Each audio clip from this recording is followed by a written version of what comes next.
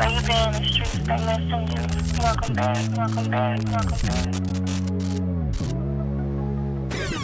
Yeah, we back. It's season 2. Ooh. Street versus industry. It's a blessing to be back up in the building, man. We back for season 2. It's your boy Cali Shots, and that's Cali with a K. Kalishots. I'm talking about I'm everywhere from Facebook, A-Hustle, and then I even got I got the OnlyFans now.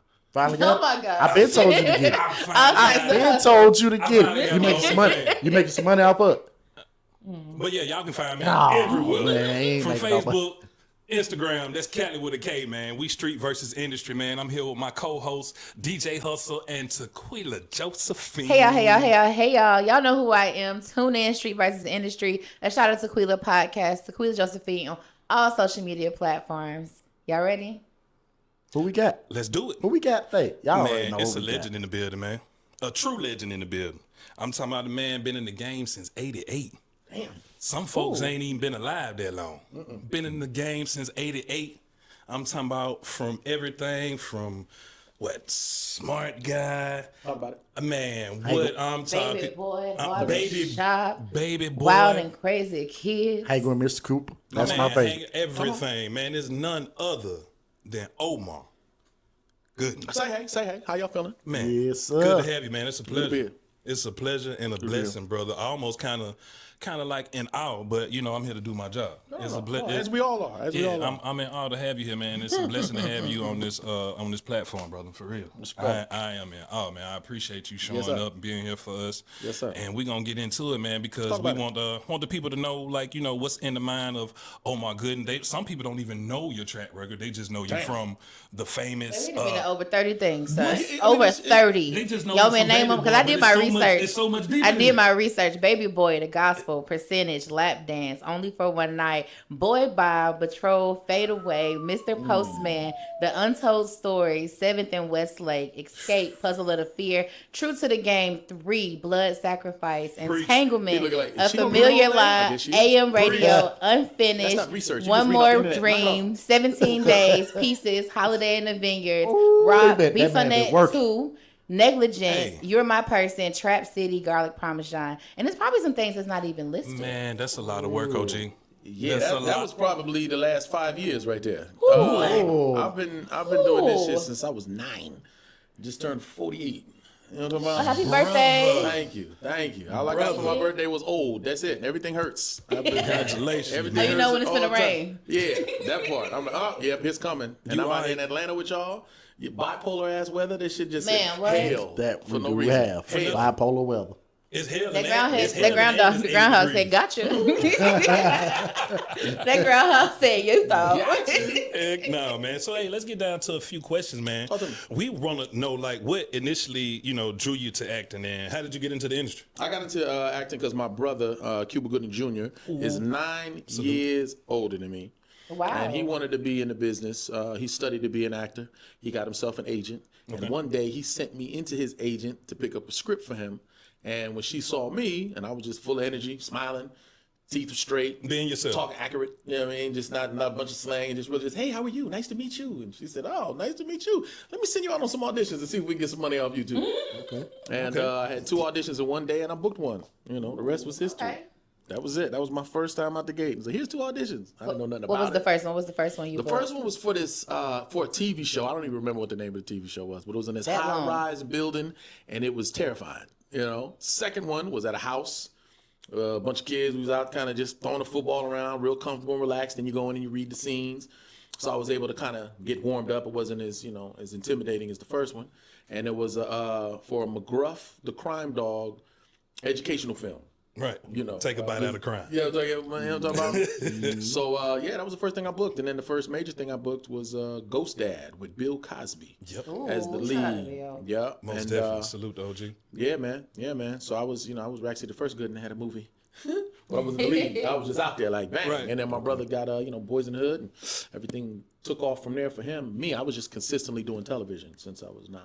Because when I turned 12, I did Wild and Crazy Kids. Yeah. That was 3 years. Yeah. And then right when that ended, I got Hang with Mr. Cooper for the next 5 years consecutively. Then right when that ended, one of the producers from Hang with Mr. Cooper started a show called Smart Guy. And that went another 3 years, 75 episodes. Come on, because that didn't pull me Yeah, through. right. That's my era right there. Now, there's a lot of the shows that you plugged in there, Thea and this one there, and Touch My Angel, blah, blah, blah. Those Right. are all in between. That's just That's stuff in I between. do Okay. while I'm doing Just this stay busy. long run. Yeah. Understand. And then right when that ended, boom, get a call to do Baby Boy. You know what I'm saying? Which was it was wasn't just a call. You know, John Singleton. What was that moment for you, like getting that call?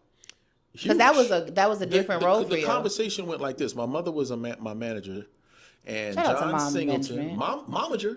Momager, come on And now for the John moms in Singleton- management. You feel me? John Singleton called my mom and said, I made one of your sons a movie star. I would like to make your other son a movie star. I got this script that I want you to read and get it to him. I read the script, man, and it blew my mind. It blew my mind. Because he had no idea that I really grew up out there. Right. Like, you know, all he saw was what everybody else saw. Okay. You know what I mean? Then he saw this one movie that I did where I was acting more serious than I had ever acted before because it was a dramatic role. Okay. It was a TNT movie called Freedom Song about the first sit-ins in Mississippi. You know, my character, Jason Weaver, was in it as well. This was like while we had just finished Smart Guy. And he wound up watching that scene and saying, you know what? I think you'd be perfect to play Sweet Pea in this film that I wrote. Okay. And then I read it and I was like, damn, but he didn't know anything about, how I grew up, who I rode with, the cats that had my back and I had theirs, and we kind of stayed close. It wasn't celebrities. These is cats that are either affiliated or, from the, we'll just say streets. Okay. And I got into a lot of situations that remained out of the public because the people it around should. me understood the situation. I think it was only one thing that popped up when I got arrested for having a bunch of guns in my car, fairly whatever the private. case is, right? But, again, it blew my mind that John Singleton saw me in this film and said, oh, yeah, that's Sweet Pea right there. And it wasn't an automatic process. I had to work out, cut my head, shave my head. 3 months later, I'd lost about 20, 30 pounds. He was like, damn, you look good. Let me hear you read. We did the read. Even after the read, you may have heard the interviews where I talk about the fact that I got in altercations with Ving Rhames during the thing. It was all in the course of us acting out a scene. Okay. But then when it got real, it was like, all right, cut, nigga, stop. All right, hey. No. Oh, that was real. That wasn't for the blogs. Say it again That now. was real. That wasn't just for the blogs. No, absolutely real. It's absolutely really happened. Me and Ving Rhames, it's everybody. Because what happened, I got called out. So what I'm trying to say is the process of me, it wasn't just like, here's this role, good luck. No, it was, here's the role. All right, now we're going to go into rehearsing, right? And you do like drama, how you call it? Like improvisational games, stuff like that, where they give you word associations and so forth. And it was during that he called me out after one, because I wasn't really giving my own potential. And he just kind of looked at me in front of everybody like, yo, some of us need to step it up. So I came back in fired up, you know what I mean? So I'm challenging everybody, and me and Ving got to wrestling on the floor and shit, and it got all real and shit. And I was like, okay, nigga, cut. Nigga, we just, we acted, and he laughed, and we got up, and then, everybody was cool. But, it was still a process. And then it wasn't until I also studied with Big Cat from the 6060s, right? This man, he took me to his hood a couple times and kind of just, wanted me to just really be up close with niggas that really gets down like that. And to really just kind of like, it's like, this is the type of, you got to see the pain. Now, you may know cats that are friendly or they're nice or they cool or whatever, but they keep their feelings and they shit locked up. But you may not know cats that have been locked up or cats that really killed niggas or whatever the case was. I you don't. need to be up close and personal and have a conversation with them. It ain't all this flashy shit or talking loud shit. It's real nigga shit. And real niggas don't move like all loud and talking crazy. Whoa. They just do what they do. You know what I mean? And you look at them in the face and you go, okay, so then, you see that look? That's the look Sweet Pea gotta have. And I was like, understood, say less. And so then the other part of it was controlling your emotions. Because me, when I go off, I go off. You know it. And everybody's like, oh shit, this nigga, trip. I'm loud and turned into this monster. That's just me. I keep shit kind of built up. So when I explode, I fucking explode. But he was like, that's not this character. This nigga has been in and out of the system. When you have all that anger and that rage, you got to be able to express it, but shut the fuck up at the same time. And what it turned into was me talking through my fucking teeth. That was me expressing myself without opening my mouth. That's what it turned to. And then that's how Sweet Pea was born. That's dope, man. Yeah. John Singleton is rest in peace, John Singleton, was a heck of a director, man. Yes, sir. Motivator, too. Yeah, most definitely, man. He wanted to do it his way, He said, he can get the most famous actor or the most famous such and such. Nah, I'm going to take some rappers, Ice Cube. You know what I mean? He wrote the Baby Boy for Tupac. You know what I mean? Who was, a phenomenal actor as well. But, he took unknown actors and made them icons and A-listers. You know what I'm saying? That's a bad boy. Yeah. So let me ask you this, man. You've had a diverse career in film and television. How do you choose your, how you choose your roles? That's a good question. For me, it's always been like this. Like, I've had problems with agents and stuff because they want me to do a certain thing, and I say, no, I'm going to do what I know I can do well. Understand. Okay. Right? So they will send me out on something, and I'll look at the breakdown and go, this ain't me. It ain't gonna be, I won't be able to get this role. I'm telling you. They're like, no, trust me. They know your work. They like you, this and that. And I'm like, nah, I'm looking at the breakdown. They want this type of person. That's not me, but I can act like it. And I'll tell you, well, you want, and it's older. I look young. When I shave and go in there, I'm gonna look younger than, so just read for. I say, all right. And I'll get all into it. I'll go through the whole preparation. I'll get creative with it, try to figure different ways to do it and then make it my own and so forth and so on. And I'll go in there and I'll read and I'll be like, man, that was great. Thank you for coming in. And then the feedback, they'll say, he was just too young. But we do like his performance. I said, nigga, didn't I tell you that they was going to say I'm too young looking, even though they liked everything about it and all this other, and I mean, that's just one example. But those are the type of things. I know now. I can see a breakdown and go, yeah, that's me. Or no. And it doesn't have to be me exactly, but it either has to be, and this is what I've learned, a version of myself. Baby Boy was me if I made a left instead of a right. You understand me? If I didn't have a praying mama, if I went to prison, if I went to this, blah, blah, blah, blah, I'd be that same frustrated ass nigga out there that go, whoa, whoa, whoa, whoa, whoa. So with me, with roles, again, I choose roles that I know I can bring something to, for one, and something that I can relate to in some way.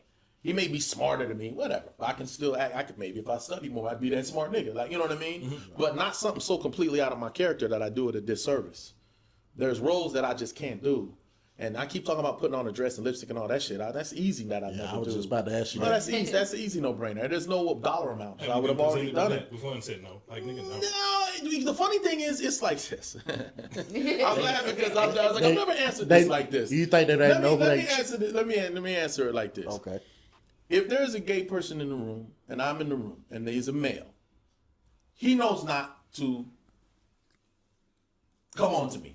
I'm trying to say that the most PC is what I mean. Okay. You know what I mean? Yeah. And now that's not a knock to do to be like, yeah, I'm straight and the nigga tried to hit on me. I should be, well, no, whatever it is. Some niggas, they just, no, I'm not going to waste my time with this nigga. Understand. Right? Yeah, most definitely. That's how it is with me and Ro. There's some of it is, first of all, I ain't going to do that no justice for one. But I wouldn't.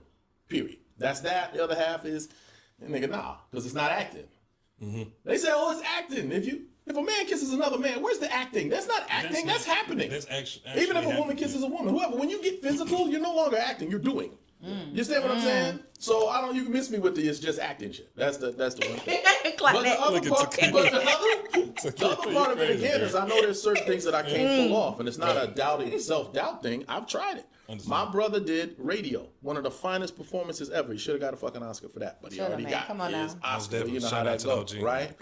I auditioned for a role like that, and let's just put it this way: they acted like it was a comedy. Like, nigga, I was trying to be serious here. Thank you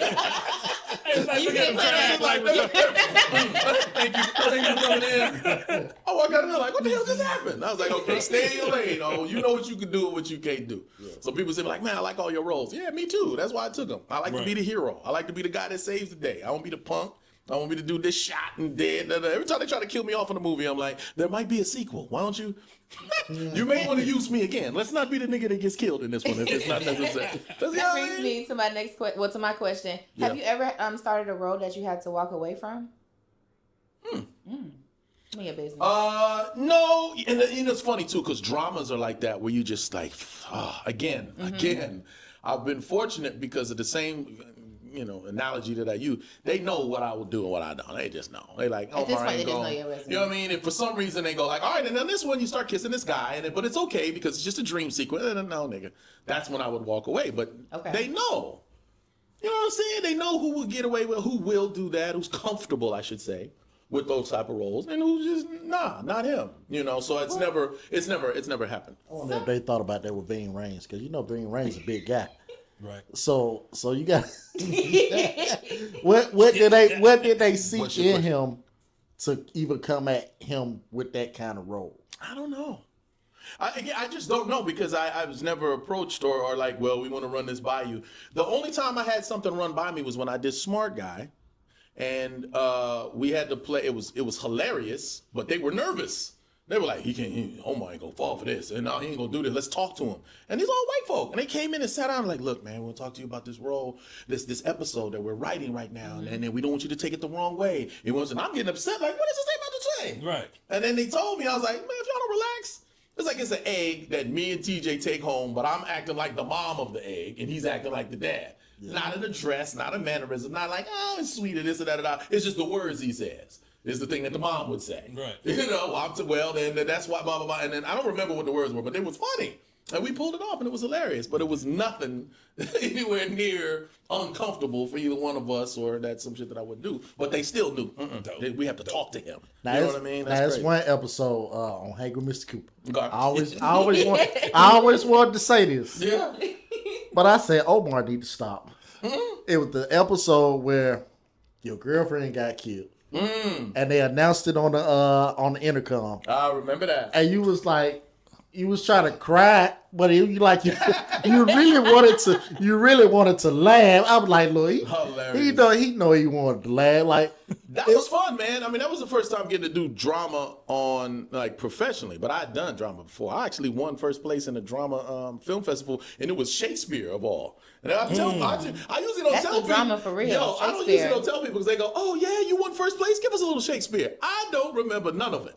I'm talking about zero. There ain't no recall in there. Like, oh, you remember all your lines? No. If we do a job right now, and they say, here, I learned so much material right now, y'all be like, wow, that is amazing. And when we film it, as soon as they say cut, it's gone. If you say we got to reshoot, I got to relearn them lines. Say you do your thing. They thing. don't just stay in there. Mine's like a computer. That's too much, man. My hard drive, I got to wipe that clean. Right. So it's funny when people say episodes and stuff like, what's your favorite episode? I'm like, I don't know. You know? Right. But that one I remember. I remember quite strongly. But that was fun, man. Shout out to you went to North Hollywood High School, huh? North Hollywood, yep, NH. Yep. My brother did too, which is crazy. Oh, yeah, I went to the same high school? 9 years apart. You came out in 94, right? 94, exactly. Dope. Okay. Yeah. Okay. No, on the 19th, October. No, what October was that 19th? high school experience like, man, with you and your brother? High school was cool. Well, I mean, I didn't go. Again, it was 9-year difference between us. But I mean, he went, and then it's funny is he took first place in a drama, the same competition, and it was the last time that the school won until I won again in first place 9 years later. It was kind of crazy, which kind of foreshadowed life. But out there, they're used to us, so it was never like, oh, there go the celebrity dude. And I'm far from that. Unless I'm working. When I'm working, you celeb it out. When I'm not working, fuck off. That's one of the homies. You're just a regular dude. At school, I was a regular dude. I actually started a little crew. We used to fight. Like, it was crazy. It was like not quite a gang, but close enough to be in the gang. You know what I mean? So it was just like, what the hell? I was like, oh, we're this, you that, blah, blah, blah. But then I was also doing music. So then it was a good combination of all that. But back then, we also would have guns on us. So it all kind of mixed in together. You know what I'm saying? But anyway, I was also part of the drama team. I would do plays and whoa. And it was never something weird, like, that's doing plays, blah, blah, blah. But now he over running with these niggas. Somebody got a pistol. Like, you know what I mean? Right. It all just made sense, you know. But they've seen, there was a lot of celebrities that went to school, too. Okay. And again, everybody, it's just normal out there for somebody to, either their dad or their mom or their brother or their sister or them are actors or famous or hooked into something, because that's where most of the stuff goes down. Right. You know what I mean? So it didn't get like, oh, wow, until I traveled. Then when I travel, people ain't used to seeing a person like, what the hell are you doing here, bro?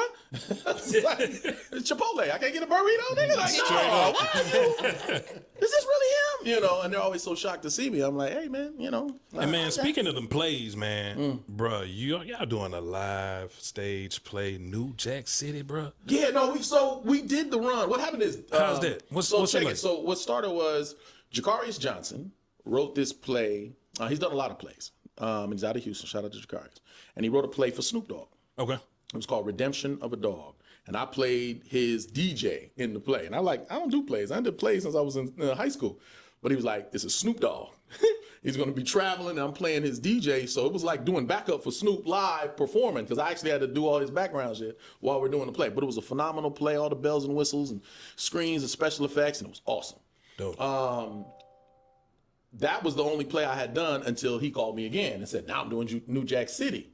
And they had a whole run that I couldn't be a part of, but then Big Daddy Kane couldn't do a couple of cities, so he called me in and said, "Can you do Big Daddy Kane's role, which was Stone?" Stone, in the movie. And I said, "Yeah, let me do it." So I joined them for that. But I'm pretty sure they're done because I think he's doing Jason's Lyric now or something like that. Wow. Yeah, man. That's Yeah, one but it was of my fun. favorite movies, Jason's Lyric. Jason's Lyric was hard. I gotta tell you, Tretch in New Jack City, you would think he was Wesley Snipes. Like he is killing it. He killing Nino. Killing Nino. That's what's Literally. Up. I That's see what's it up. too. Yeah, it's hard. I can see it. So do you still talk to people from like the old school day, like Smart Guy? You still talk to TJ and all that? I haven't seen TJ in a long time. JJ, that was my guy that played the dad on there, man. So we talk whenever we can. Jason Weaver, we was real close. I won't talk as much more. We just, life be life. Ever since everybody got kids, it's like, yeah, I see you when I see you. It's love when I see you, but we don't just like, hey, just checking up on you. It's been 2 days. Like, no, not like that. What about Tyler from Hangin' with Mr. Cooper? I just recently seen Which one? What's his name? Was it Tyler from Hangin' with Mr. Cooper? Hang with Mr. Cooper. You mean no? Let's see. There was Marquise. Young Buck was George Lamore. He was on Hang with Mr. Cooper too. For real? His name was Tyler. Okay. What's his name? Was he Tyler? Oh yeah, you talking about Marquise? Marquise. Okay, yeah, Wilson? Tyler. Marquise Wilson. I haven't talked to him in a woo. He just recently went viral. Did he? Yeah. Oh, that's He dope. just recently I a haven't talked to couple days Marquise in a ago. minute. That's my guy too, though. Yeah, I hope he doing all right because it Viral in a good way or bad way? bad way. Oh no, what happened? Like Should I look it up later? Okay, let's I not let wait for we'll him. just say Not we'll y'all just say looking like up later. yeah, Just type it in, you gonna find it. yeah. Prayers your way, my brother. Hope Tequila, everything well, is you were well. getting ready to mention about his music. You know he go by Big Big O. O. Big O. Talk Big O, we still Big O. Yeah. Big O. You know she a A&R, PR. Okay, I do a little talk bit of about- artist development. Yeah, she does. Yeah, So she how does. I would ask you, me. No. Just talk. how important is it for artist development? Because they kind of took that away from a lot of the labels. A lot of You know artists they get did. away. And that way they just let the music lead with it, and then you don't know nothing. You don't know who you're don't know buying or who shit. you're You don't nothing know about. It's just nothing. little whoopty whoop. It's the song. And we Oh no, like it. damn thing. Yeah. Just want to go viral. Nah, that's tough though. stripper That's true. shaking I mean, ass. even though I release stuff and they go, "Damn, we didn't know you rap." They be like, "Damn, this shit is hard. Yeah. We need the visual." I'm like, "Shit." I got all right. You still rapping? Let me get a Let me. I'm sorry, you threw me with that one. Am I still rapping? So What? basically, I put out an album when my son was born. Right, my son is now 8. That's the first time I said I got to put out a solo album. Right. Okay. So I put it out. It was called The Excuse, and a 2017, lot of it, a lot of it had me being introspective. Like I was always rapping, like trying to just be clever and all these metaphors and all this shit. And they were like, "Nigga, could you just talk about you? We don't know who you are as a rapper. Like, stop all this extra shit." We know you from Straight Smart up. Guy, baby boy. Be Now straight. you rapping. Yeah, so I had one song called "The Excuse" where I played a reporter interviewing me and asking me questions, and I answered it back, and so forth and so on. I did a song about my son. I did a song about my father who had just passed. You know what I mean? Oh, rest in peace, Pops. Yeah, man. No, it did at the time. So, and him being a musician, I really felt after he passed that he was passing the torch. Like somebody, y'all got kept going, man. Like, you know what I'm saying? Right. I'm a writer. Okay. I spit. My background in hip hop and rap is West Coast, right? But not so much NWA as far as music, right? So even though I was on the West, I listened to all hip hop. Like I love Busta Rhymes and Leaders of the New School and Fushnikins and all that. So I developed on how to rap very quickly, like double Right. time, by putting together certain words that you can say faster. Like I listened to one line in Fushnikins and he said something about the thicker, the richer, the bigger, the better, the something, right? But when you hear it, Shout out to the thicker. yeah, and it was like the thicker, the richer, the bigger, the like. When I heard that and I repeated it along, I was like, damn. And then I tried to say any random words fast and it didn't work. So I said, oh, I see. There's certain words. So that became the fun part. Right. And I wouldn't just do like Twister and just rap through the whole thing. 'Cause that's just phenomenal. What I would do is I'd flow, boom, boom, boom, boom, and then I'd just speed up at the end or something. So then on this album, I did a song called Homage. Now, Homage was me paying homage to Busta Rhymes and that whole generation that I talked about. So when you start, you hear it, pay homage to the nigga that I love because I love when the nigga go live on the record, even when I vibe put his life on the line. That is Busta Rhymes' cadence that I'm spitting over a beat produced by Focus from Aftermath. So I did a video for that. And what I'll do is every 4 or 5 years or so, I shouldn't be that long, but every couple of years, I'll drop the video of me rapping and spitting. People are like, God damn, what is this? Right? but it just kept the anticipation going for my full album. Since then, I dropped another album called Succession, produced by Keys the Mogul. Now, again, no public, no big hoopla about it. I just dropped it. I talked about it with the people that knew that it was coming, and I just put it out there. So that's still out there. It's called Succession. It's got some fire on there. Okay. But most recently, I teamed up with a brother named DJ M80 out of Buffalo, New York. Okay. And it was one of those situations where he sent me a beat pack and was like, if you like something, let me know. And I picked one. First song out the gate, I was like, this is great. The beat was insane. So I wrote this song called Overstand Me, right? Okay. So I put that out on October 19th. On February, I released one called Hold On Me, right? And him and I just started just putting an entire album. So I got a whole album coming out at the end of the summer. Now, while all this is going on, I get a phone call. Someone says, yo, man, you hear Cameron? I said, I hear Cameron what? Cameron called you Omar Gooding Jr. I said, what the? Now, the thing about Omar Gooding Jr. is this. I understand. I was going to ask you, I understand how you think that might be my name. Right. Cuba Gooding Jr. is his brother. That's Omar Gooding Jr. That's not how juniors work. Junior's not our last name. That's not a last name. If you think about it, it makes sense. If I got offended, now this is me just trying to be as honest as I possibly can. Understood. If it ever really offended me, a little bit of me goes, damn. My brother, that's it. I've done TV, I've done movie, I have my own name. Why you think of him? And then the rest of me goes, shut the fuck up. He's got the Oscar. He's more like, that's fine. Okay. That's fine. So when you add the junior to me, it goes, oh, that's it? I'm just his brother. That's it. That's where it gets offensive. But the simple part of it is what we just laughed about. Like, that's just not what it is. Right. Now, people that know me wouldn't make the mistake. People that have worked with me, who knows? Cameron worked with me. We did a whole movie together. A movie that him and Flavor Unit co-financed. Like, bro, right? You know me. Right? And I played, it was like basically an East Coast version of Baby Boy, because I played the right-hand man to his lead role, which he kind of tried to reprise the paid in full role, and it was all right. But, you know, we finished it. Ving Rhames was in it, you know what I'm saying? A lot of great comics was in it, a lot of good. It was not a bad film called Percentage. It went straight to Netflix. Now you can find it a little bit everywhere. And so I'm like, we have history. I even played some music for him. And he gave me the honest response. He said, yo, I was shocked. Some niggas, they're like, what you mean shocked? No, I get it. You was shocked. You was not expecting them bars. You wasn't expecting the delivery, the cadence. None of that shit from me. So it shocked him. Yeah. And he was honest. I said, yo, we should do some music. He's like, here's my email. And I sent him some shit. We never wound up doing it. Whatever. Water under the bridge. No big deal. But then, you know, he's doing his podcast now, you know, his sports podcast. And he's interviewing 50 Cent. And he tell 50, man, kudos to you, man. You usually got people like Omar Gooding Jr. And At this point, he does not understand the family tree. You know what I'm saying? He says Omar Gooding Jr. and Ving Rhames sitting around waiting for people like you to give them work. That's what he said on his podcast. I was like, huh. So I'm mad at the junior part. Now I'm mad at the other shit you said. Like, I be sitting around, you know how many fucking things I got going right now? Like, it's insane.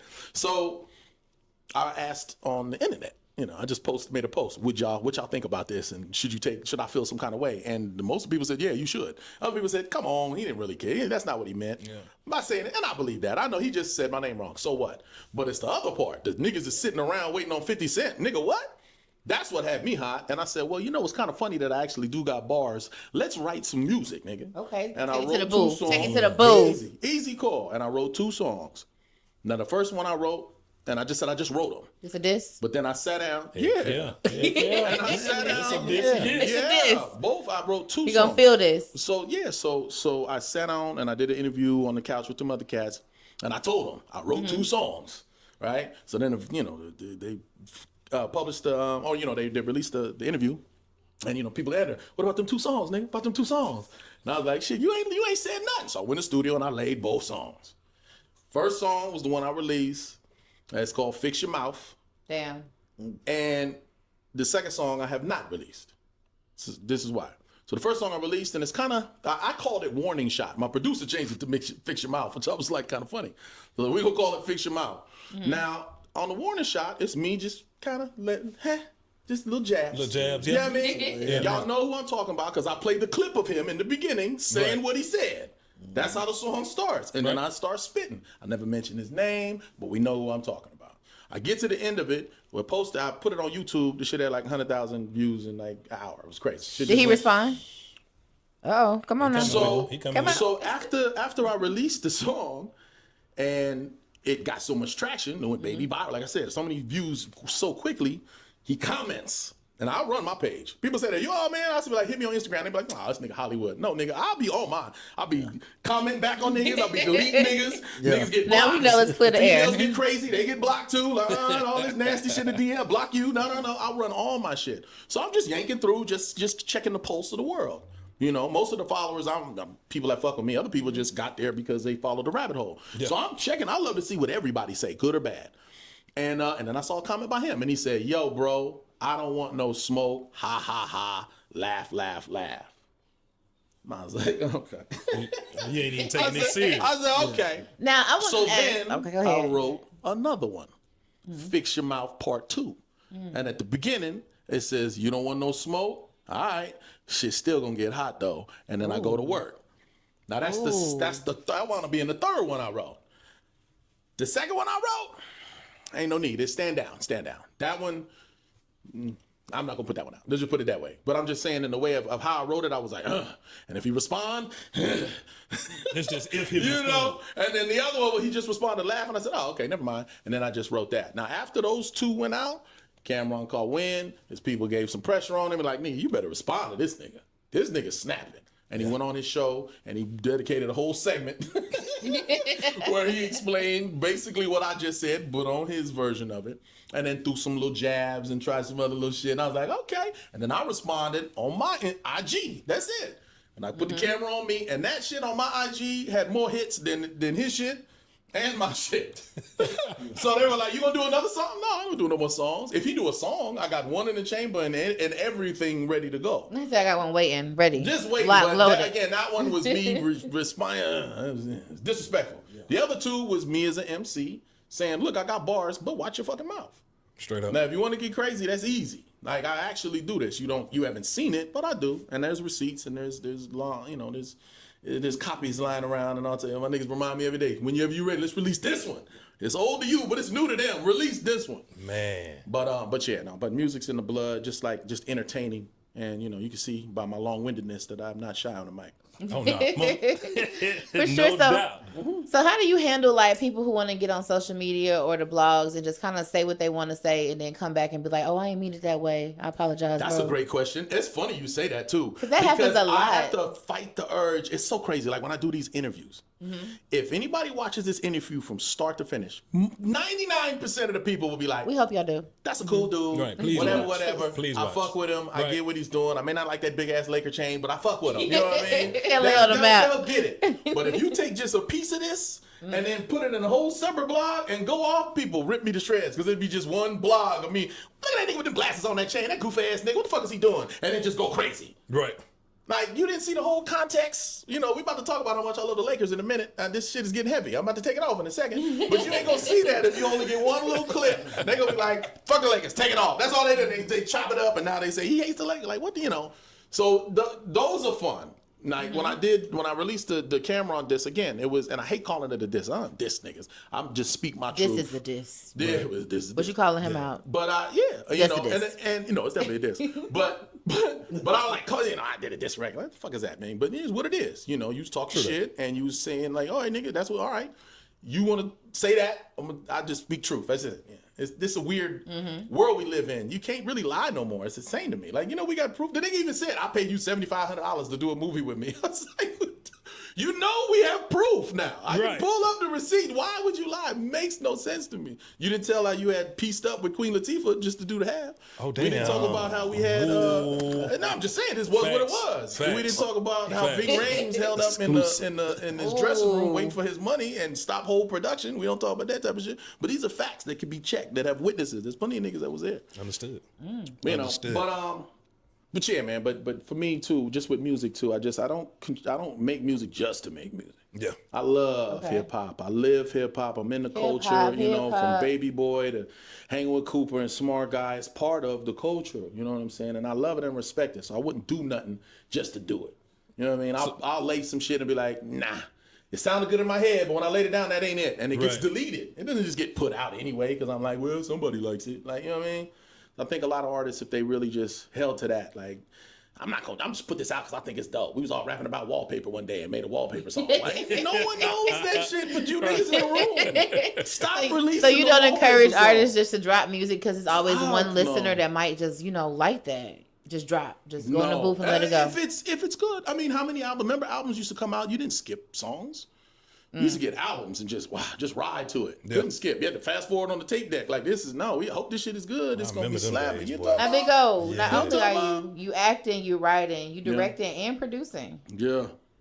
Okay. That was a producer on Family Time, which we did 91 episodes of. So that was awesome, man. Okay, I learned how to write scripts. And I learned how to get that back end money, which changed your life. But I also got I've done a lot. Like if you name a lot of the stuff that I'm in, you'd be like, I don't remember this stuff. And you go and you see it on Tubi. I'm probably in it a couple scenes here and there and whatnot, right? And at first, I wasn't in a lot of stuff. There was a little bit of a lull. You'd be like, damn, what you doing? I'm like, shit, I ain't got to do it. I'm fine this way, and I've done this, and that's it. Do another gangster movie? No. Baby Boy was the shit. I'm not, And they would offer me a lot of those. I'm like, no, knock that shit off. You know what I mean? But then after a while, I said, all right. You got to stay relevant. People like to see you to make sure you still alive. We love some drama now. We love some drama. So I hop in, people, hey, how much get you in this film? All right, can you afford this? Ooh, is that a day? Yeah.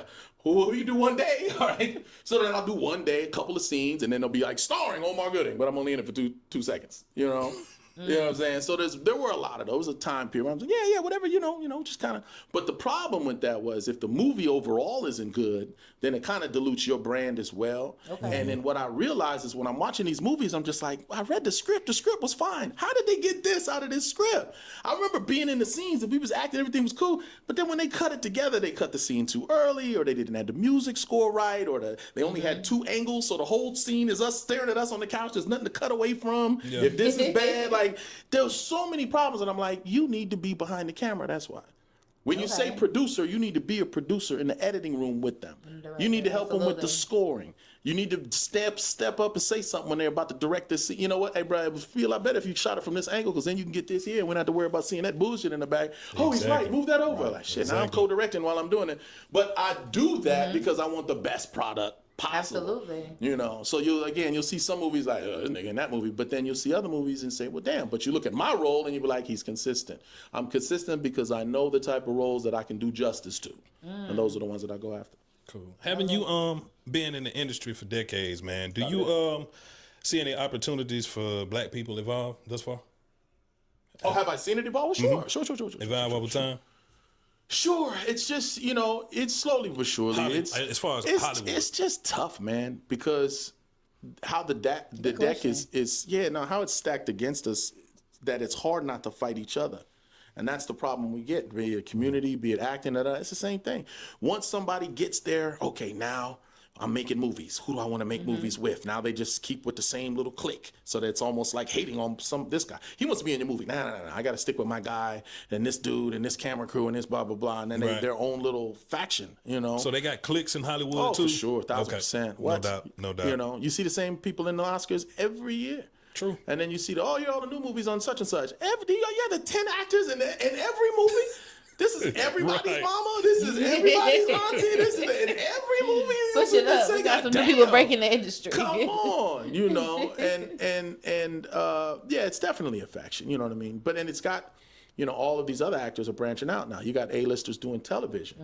First time I got to work with Holly Berry, she did a TV show people don't even know about called Extant. It ran for like 3 years, and I played an orderly that that was supposed to it's so funny. She had to break out of this place, so she had to seduce me.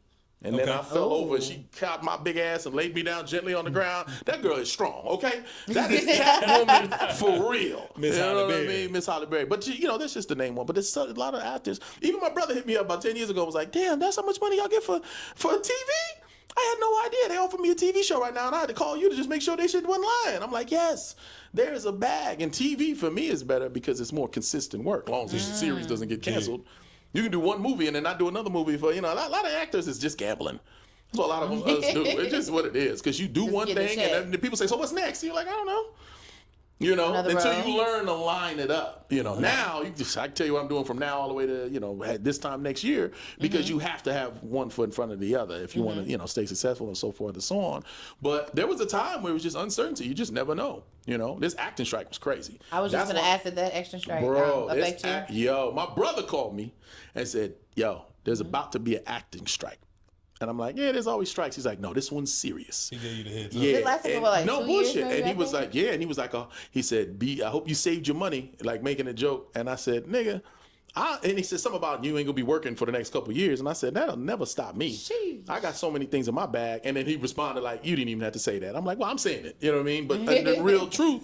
And my agent said the same thing. They were like, "Ooh," and I just signed a deal with Disney to be the next Disney dad on a show called Saturdays. We filmed 1 season right towards the end of the pandemic. And then right when that actor strike started, we gearing up for season 2, 3. I shot out in Chicago and all that. Boom, strike ended. And half of the cast was out there striking with him. No, I'm not blaming y'all. Y'all did what y'all had to do. But I'm like, "See, they saw you out there," and they said, "No, we ain't coming now." Right. So the show didn't last. And then my agent was like, "Yo, that's it. It ain't gonna be no work for like a couple years. I don't know how long this is gonna go. This is crazy." And I'm like, imagine that. So what you gonna do? What am I gonna do? Check this out. Coming to Texas, I'll be out there starting my own tour called the We Out Here Comedy Tour and so forth and so on. And then it took off, and I've been doing stand up ever since. And the crazy thing is, I was just keeping it moving, just staying around. I had music going, had some other little things. I think we were doing a play, that other play that what's the name it just got on. So I said, let me just go, do some appearances. I'll just be the host. Hosting comedy to me is easier than doing a set, because when you're hosting, you got to get the crowd, into it and so forth and so on. You got to bring up the next act, but you can try some jokes, and if they bomb or if you're not working, you can just say, "All right, just bring up the comedian." Right. It's like a safety net, So I'm like, I host all day. And then my partner Charles Allen said, "Man, what you should do is do a set tonight. Like, we got 5 shows here at this thing. You did the first 2, you did hosting, that was cool, but why don't you do a full set?" And I was like, "Hell no." And I went to sleep. I woke up and I was like, "Nigga, man up, do it." I'm like, "Fuck it." Let me tell you something. I ain't been nervous in 20-something years. I was going over my material all day long. People were talking to me, I wouldn't even listen to them. I'm just going over material. I was nervous as hell. But I got up there, and when I pushed out my first set, I was talking real fast, you know what I mean? Because my nerves were on, but my jokes were on point. So they're laughing, and I'm not even letting them finish laughing. I'm just going into the next joke. So I didn't know how to space jokes. I didn't know how to let them laugh out. I didn't know. That was just my first time. So it was funny, right? And then I got off the stage and I was like, the one thing I remember, I said, "All right, that's my time." And they went, "Oh." And I was like, "Oh." I was like, "Dope." I was like, "Dope." Okay. Right? So when I got off, I was like, "Damn, so what was that, like 10 minutes? And they looked at me and said, "Boy, you up there 18 minutes. You didn't know that?" I was like, "Nah, I didn't feel like 18 minutes. It felt like 10 minutes. They're like, "Nah, man, you did 18. So from there, I was bit. I hosted a comedy show in LA that we presented a lot of top iconic black comics awards, D.L. Hughley, and all. It was great. And I remember Chris Spencer walked up and said, "Hey, man, you belong up here. You doing your thing." And I was like, "What?" You know what I'm saying? And then they offered me a run in Virginia as a headliner. And I was like 4 shows out there. So that was, after that, I was like, "Man, I'm a professional now." It's time to turn and up. I was fast tracked, man, because usually when they say, "Yo, we got Omar," the flyer will say Omar Gooding from Baby Boy and such, the funny man, and blah, blah, blah, the comedian. I'm like, okay, but I get it. When I show up, a lot of people show up, they just want to meet the dude from Baby Boy. They didn't even know if I was funny or not. They didn't care. They just like, whatever. They got other comics here, and we just want to meet him. And then when I got off stage, they were, I remember one time someone said, "I loved you in Baby Boy." I'm like, "You ain't gonna say nothing about the jokes I was just kicking up there, huh? Baby Boy, that's all you did." So I was like, "Okay, let me tighten my shit up, Yeah. And then when I get off now, they appreciate it. And they're like, "Cameron, I was shocked. Yeah, we wasn't Right. expecting it. Like, we know you funny, but all respect to these stand-up comedians. It has been a journey, but it's been learning on the job from behind the scenes and how to get paid. And I got fast-tracked because I already had a name. A lot of comics, they don't have a name when they start, Right. and then it's just like they got to do a whole bunch of free stuff. And me, it was opposite. You know what I mean? Now I'm earning the money that I was just given because I had a name. You caught a good momentum. Yeah. Very good, Now I'm very rocking good. out. So Very which good. so which one you think that you love better, stand-up comedian or TV show? TV shows pays way more at this point. So Okay. we're going to stick with the Okay. TV. No, way more, man. TV, well, you understand, I've been doing TV my whole life. So when the thing with TV, your quote grows, Smart Guy ended because we were all getting paid the same exact money, and that wasn't fair. The Smart Guy was the lead. He should have got more at some point, but they paid us one flat fee that only barely increased each year. We did 75 episodes of that, and it was mainly because we were on the WB and the color of our skin. Just keep it 100, you know. Like there's no other hit show would go that long without nobody getting a major raise, especially the lead. Exactly. And he finally just said enough is enough, and then it ended. But since then, you know, every show that all of us have been on, every year we negotiate before we do a new show, and then it rises and it rises and it rises. That's why I was so mad at this strike, because that my shit was up there good. Oh, it's up there nice. It's up there Is nice. this your first comedy tour, or have you done comedy tours before? So the We Out Here comedy tour with Charles Allen and Charlie Mack has been going for about 2 years. 2 years, okay. And the one that was yesterday tonight at the Atlanta Comedy Theater, is called the 90s Comedy Tour with Bruh Man from the Fifth Floor. From the from Fifth Martin. Floor. The Fifth Floor. The Fifth Floor. And myself, we're the headliners, and then we got a bunch of people up in it. But this is our first show here, so we're gonna see where this goes. That's a dope ass tour, OG, because y'all some funny niggas. Yo, man. let me tell you, Bruh Man is hilarious. I know, he's still the same. He is, bro. He's still the same. Look, I did a play with him too. I keep talking about these plays. I'll never do plays. Now I've done 3. Right. But this third one I did was they actually wrote for him. It's called Bruh Man Needs Love Too, right? And then I played a black Archie Bunker. It's a crazy script written out by CL. It's a crazy script, but it's hilarious. Now, we did the script, but he played himself. You know what I'm saying? He played Bruh Man for the Fifth Floor, for the whole thing. And then I got a call that said, yo, Bruh Man wants to go on tour with you on this thing. I said, really? Now, I did the play, and I talked to him. He's relatively funny, but it's the show. Bruh Man was hilarious, so that's easy. That's a no-brainer. Other than that, I'm like, so I said, do you do other things other than Bruh Man? He's like, man, please, of course.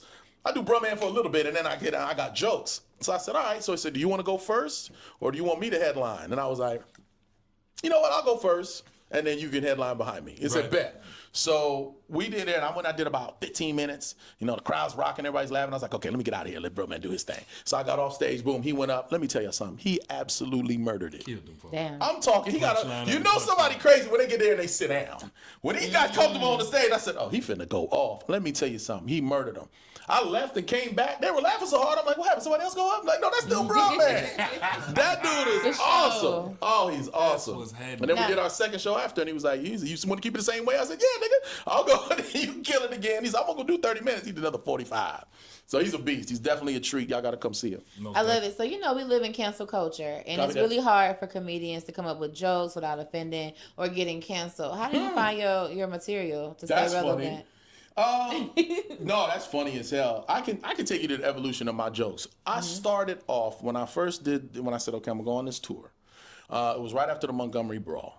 Okay. So I walked up good there. Content off of that. That was good content. It was simple, and it was funny. I didn't record this, but I walked out. I had on black shorts, I had on a white T-shirt, and I had on a hat. And I had a white guy go up first. The white dude did his set, and he killed, and he got off. He said, coming up next, Omar Gooding. And then when he walks off, I walk up, and I walk over to him, and I say, man, you got to go that way. And he goes, no, I want to go this way. I said, no, man, you got to walk off stage that way. He said, but I want to go. And I grab my hat and throw it in the air. Oh, my God. So when I do that, and everybody fall over laughing, I got on the same outfit that the nigga the black man with the white. So they're falling over. Now, once you kill them with the first joke, it's almost easy from there. You know what I mean? But I had material about like COVID and a little bit of this. So I just wrote a few jokes that made sense, but most of it was shout out on to my folks that. in Montgomery. You know what I'm saying? But most of it, shout out, it started with that and then boom. So then it again, like with music, like I said, I used to do all these metaphors and shit. And they be like, no, nigga, we want to hear about you. Do introspective. So that's my comedy. My comedy, I talk about my brother. I talk about my pops. I talk about my family. I talk about baby boy. I talk about Wild and Crazy Kids, Haynes Cooper. And then I also talk about just everyday shit. You turned your journey into comedy. Yo, I'm telling you, the crazy thing is now since I start writing for, writing material, every day changes. Something funny, I used to be like, that's some funny shit, and then be done. Now I'll be like, where's my phone at? And I will write that shit all the way down. And that shit is like, you ain't me gonna say, oh, you going on stage tonight, don't trip. Oh, man. Oh, yeah, but that's what it is. I fly on, when I'm on the plane, I'm writing stuff, And the cool thing is when you travel, what you do is, when we land in a new city, we're gathering the first 15 minutes of our set. Right then, from when we land to when we get on stage. Be it the baggage claim, be it this happened, and being in a taxi, be it or taxi, Uber, or whatever the case is. You know what I'm saying? The hotel you're staying at, blah, blah, blah. You're gathering information. You're learning about the city. You're asking questions. Then you get on stage and you make everybody feel comfortable, even more so because you're talking about shit they absolutely relate to, which is their town that you in. You know, and then once you got them hooked, boom, you take off with the rest of your material. Dope. And I love it. You talk a lot about your children. Now, you had two that you know of, right? Absolutely. Let me tell you something. You got two. Let me tell you something. I'm avoiding that rumor. That's the only one. I think one time someone called me dad, and I was like, what you talking about? Right. Who? I was like, let me see your nose. That ain't the Gooding nose. Move on, nigga. Move on. Now, how has fatherhood influenced your perspective in your career and making the choices that you make? You said how has fatherhood? Fatherhood affected me in one major way, which was you can't be selfish is over. Like so, I have to change my decision making when I'm out. Come on now. Because I have to make it home. Exactly. Okay. And that's just it. Bottom line. You know what I mean? So drinking, I drove too much. It's Uber time. If I'm out, and then what do you say? Let it go. You know, there's certain ways that you move that it's not about you no more. You're now a dad. My dad passed. I remember what that meant. When he died, I felt how much it hurt. And I wasn't even expecting it. I was like, people die, whatever. I was like, this is a different type of pain. It felt like your arm fell off. Like this is something else. And I know now, which now you're a dad, nigga. So calm that reckless thinking out. Calm that. I do what my ass. I is over. Yeah. Because you got to make it over. I is over. It's over. You got to be that. When they say dad, you go, oh, I know what that means. I'm their dad. Shit. All right. Yeah. Are you the youngest? Yeah. My brother and my sister April. Shout out to sis. Sister April is exactly 1 year older than my brother Cuba. They have the same birthday. January 2nd. Okay. And then I was 9 years after that. And we have a half brother, Thomas, that my dad had when he was 16, but didn't meet until Thomas was in his 20s. Because, he was young and got a girl pregnant. They took her off, fuck off, ain't gonna see you again. Didn't even know he had a son. And then, hey, Dad, I'm your son. Oh, shit, she had a baby? Yeah. It was one of those. So we weren't raised together. Understand. So I don't talk about him much. We're not necessarily close. He looks just like my dad, so there's no denying it. It was like one picture with the four of us, and we all look like peas in a pod. But he had a different relationship with my father than the rest of us did. Even though my father was always gone, he always traveled a lot and so forth and so on, but he didn't meet him till he was 20. That's a whole different relationship. You know what I mean? So the way he talked about him was the problem that I had. I'm just like, yeah, I can say that shit, but not you, nigga. We didn't grow up in the same house. Right. You know what I'm saying? Don't get too carried away. It'd be like that with siblings. Let's not get too carried away. Yeah, you start saying shit like my dad and shit like that, yeah. Right. But shout out to Thomas, though. It's all love. So, OG, what's upcoming, man? What can the people look forward to? Yeah, man. So, right now I have a movie that's coming out that I'm really excited about called News Cycle. And the crazy thing about it is two things. One, my close friend Roger Green Jr., who is a writer and a hip-hop artist who wrote for Bad Boy and all that back in the days. A lot of hits. Was dope dude. But then he said, yo, I got this script. I want you to read it. When I read it, I said, this is phenomenal. And it was one of those type of, I can't give too much away. Right. Just from start to finish, you're just like, damn. You know what I mean? And I said, who wrote this? He was like, I did. I was like, oh, no offense. I didn't realize, I just didn't know. I knew you was writing when you was good with the pen, but I didn't know you was get down like that. And I'm telling you, it was a phenomenal script. And we got a great cast together. We shot it out here in Atlanta. It was dope. And he's still putting it together, and I'm helping him with the editing on the producing side, which is dope. So again, I like to be part of the full process. And I'm proud of him for what he's accomplished by doing this. As his first project. But News Cycle is coming out. And the crazy thing about it is it's about a newsroom that gets taken hostage by terrorists, right? After we finished filming it, before we were just about to start promoting it, even though it's not even, ready to be done yet, it happened in real life. Wow. A news station got taken hostage, and the craziest thing that I'll never forget is when we were filming it, we had these guys that played the hostages. And while we're sitting here trying to deliver these lines that are intense, we got a guy with the gun doing this. He kept doing this. And I'm like, bruh, all right, cut. Hey, man, calm down with the gun, nigga. We know you have a gun. You don't have to keep doing this with the gun. And you was dead serious. And he was just like, oh, so I was just in it. I'm in it. And I'm talking to the director. I was like, yo, nigga, nothing. And he's like, well, I don't know. It looks good on camera. And I'm just like, you know what? Whatever. We can always cut it out later. Now, dig this shit. In the real life shit that I saw that happened in real life, he was doing guess what the dude, every single hostage dude was doing this. And the people were crying, I'm trying to talk, and they just kept doing it. I said, this shit really? Them niggas might have been real. Goddamn. We didn't do no acting and shit. That was some real fucking terrorists, because them niggas was doing it the same way they did it in real life. But anyway, I'm excited about that film. Okay. We're still on tour here. This was the first of the 90s comedy tour. But the We Out Here comedy tour, we took a little bit of a break, and we're coming back May 2nd. In San Antonio, Texas. Next weekend I'm in Detroit doing a soul concert. I got too much going on. Man, you still on it. Still on it. My album is almost completely finished, as long as Cameron don't say nothing crazy. That's almost done. I'm going to drop that at the end of the summer. I'm Him by Omar Gooding, produced by DJ M80. Man, your plate is full, OG. Yeah, man. And I'm developing another movie called Black Smoke with Roosevelt. Man, I'm telling you, this is another monster film, man. The script is phenomenal. I'm really excited about it. Man. So I'm doing a lot of writing, and I'm developing a series with my man S-Man. Let's go. Yeah. How do you find your talent for your movies? Because, I can play a tree or I can play a big bird. Not a tree. You know what I'm saying? But how do you find your talent? You know what? And that is something that I'm really going to lock into, because I did a movie. I shouldn't use this as an example, but I am going to plug it. I did a film called AM Radio. Mm-hmm. AM Radio was done right at the end of the pandemic. This was probably arguably my most powerful performance ever. Now, you've seen Baby Boy, you've seen a couple other things I've done dramatic. This is on a different level. It, man, deals with mental health, alcoholism, and it's a love story all wrapped into one, and it's all me. It's almost like a Tom Hanks on the it's about a man that works at an AM radio station. When I tried to promote it, people kept thinking I had an AM radio show. I was like, no, it's a movie called AM Radio, and it's streaming everywhere as well. Very phenomenal film. The only flaw, I think, is that I shouldn't say this, but I will.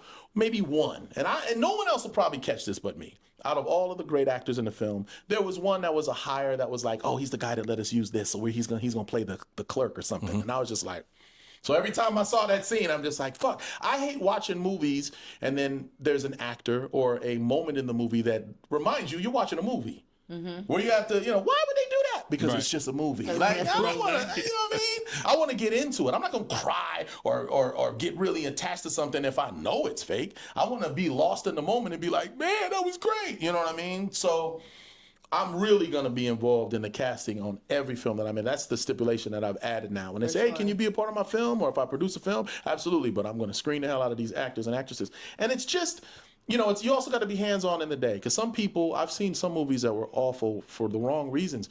You can tell why they casted this person. They probably auditioned for this one scene, and that scene was great. But the rest of them were terrible. It's like he probably did this and he could cry and snot came out his nose. But then you told him to tell a joke and it was corny and weird and just like what blew the whole movie for me. And this was something I saw in the theater that blew my mind. And I was like, oh, so you gotta be able to work with an actor. And directors are key, like real directors. Yeah. Directors, there's two things. One, there's a director that's good with directing people. And then there's some that are good with all the technical. Mm-hmm. And a lot of the times it's either or. Yeah. Now some people probably watching like, shouldn't a director do both? Yeah, they should. But only people like John Singleton and a handful of people really do both sides of it, where they know what shots they need, they know the angles, they don't have a DP telling them what to do, they know what they want, they have all the shot lists written, and they'll talk to the guy and say, look, man, you're doing too much, relax. Or like John Singleton would do, he told me, get on the ground and do some push-ups before I say action. In the scene, in the garage, Rob talking about I want to be saved, and I got the clippers in, he's like, I want your heart beating out of your chest before I say action. So do some jumping jacks, start now. And I'm 24. I'm like, yes, sir. I'm the drill sergeant. Now he's getting all the camera ready and this and that. All right, move on to him. But coming to sound, lighting, is everything good? Oh, push-ups, nigga. All right, okay, yeah, now get that there. Everything's good? Okay, cue the kids. And 3, 2, all right, get up. 2, grab these scissors. Straight, all right, go over there. 3, 2, and action. By the time it start, you know what I'm saying? And you might not see my chest moving, but inside, I'm out of breath and pumped. So that when I talk about this and I said, hey, man, I got to do this, inside is doing this, That's hard. And I'm just controlling it and boom, boom, boom. But, man, I still to this day, if I do something, I got to be amplified, I start doing push-ups. Like, all right, y'all ready? Okay. Catch your breath and go. But your heart is still boom. So, this has been a hell of a journey with you, man. We're going to go ahead and close this thing off. Man, wait. Before I wrap it up, I got to do my little game. You got to do my little game. Yes, this is this or that with big O type shit. All right, we're going to go real fast. You ready? Let's do it. Sweet kisses, spicy text. Sweet kisses. Candles or a night out in the city? City? Tequila shots, wine. Tequila. Ooh. FaceTime or late night pull up. Pull up. Pull up. Tease me on the FaceTime. Comedy movies or action flick. Comedy movie. Sneakers or slides. Sneakers? Dance or rap battle. Rap battle. Would you do a celebrity crush or reveal your most embarrassing moments? Crush. Eye contact or lip biting? No. Oh, I'm like, who, me? Or what? To do or to Like- receive? Okay. Probably lip biting. Like I'll be lip biting? Oh, yeah. Okay. Once you do that, that's it. Eye contact could be accidental. See this? Would you- I didn't see you. No, you bite your lip. I understand. Right. The sign I know what is it is right then. understood. It's understood. Would you do a private island or a rooftop party? Private island. Yeah, why not? Would you rather your hoodie stolen or your boxes borrowed? The fuck? Borrowed? You keep them motherfucker. The hoodie stolen. That's funny. And would you do deep convos or playful teasing? Why did that one stump me out all of them? What I do? What'd you do? Probably. Man, are you deep convos or playful teasing? Yeah, I mean, I do both. It depends. That's the toughest one. All right. I get into deep conversations, but that's easy. That's off top. But I do a lot of playing around too. Like, You I like was playing, calling? I was just playing. You like being called bae or calling women bae? Probably called because I Okay. don't call. I don't do bae. That's weird. That's it. That's all I got. Copy that. Bet. Yeah, it's your boy Cali Shots, and this is Street versus Industry. Omar Gooding in the building, not the junior. Not the junior. Not the junior. Not This is Omar Gooding. All they did, we did smoke a little weed before we started. Okay. We smoked a little weed. That's fine. All right. And that's the only reason why I wore these glasses this whole interview. I did Most- an interview last time, and I think he got the glasses on. He must be on something. Look at his eyes. Look at his eyes. Oh, I do that. It don't matter. I do that when I Most states smoke. is legal anyway. No, they did that. Why you wear the glasses the whole time? I was just trying to be cool. It's swag. You know what I'm Straight saying? up. And it was You ain't bright gotta in explain here. your drip. Yeah, you dripping too. know From what I'm head to saying? toe. Hey, LA in the everybody, building. They know he a Lakers fan. Lakers Head fan. to toe. Head to toe, man. It's your boy Cali Shots, and that's Cali with a K. KALISHOTS. Everywhere. And Street you already versus know industry. who this is. This DJ Hustle. You can catch me on all social media platforms. DJ Hustle King. Yeah, Lakers. The Lakers don't win. out. Don't air this. You know. No.